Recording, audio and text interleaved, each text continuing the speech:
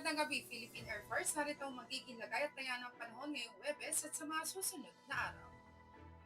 Sa kasalukuyan, naasahan natin ang patuloy na pag-iral ng shear line, particular na apektado dito ang southern portion ng Luzon. Dito naman sa northern portion ng Luzon, mag-isa silangang bahagi ng Luzon, naasahan natin ang patuloy na pag-iral ng northeast monsoon o hanging amihan. Dito naman sa ipanalalabi bahagi ng ating bansa, kung may maranasan tayong mga panakanakang pag-ulan na kuminsan ay may pagkitlat at pagkulog, dulot yan ng localized thunderstorms.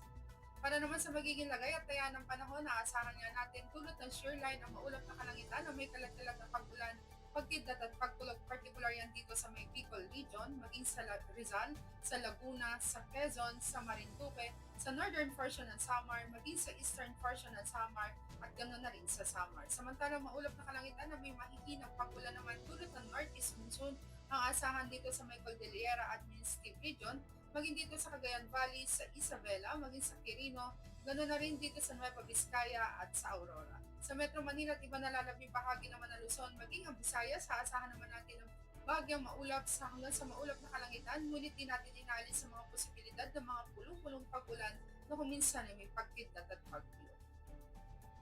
Ganon din ang aasahan dito sa Mindanao, bahagyang maulap hanggang sa maulap na kalangitan, ngunit may mga posibilidad pa rin yan ng mga pulong-pulong pag-ulan na kuminsan ay may pagkitlat at pagkulog.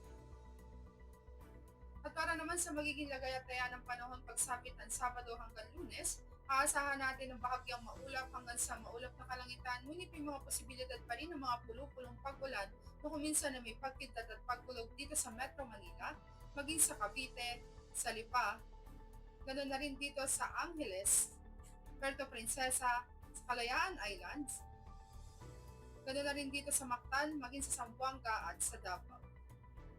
Para naman sa ating astronomical information, ang araw ay lulubog sa ganap na 1728 dito sa Metro Manila at asahan natin sisikat bukas sa ganap na 0611. At para naman sa ating moon illumination, meron tayong 53% decreasing.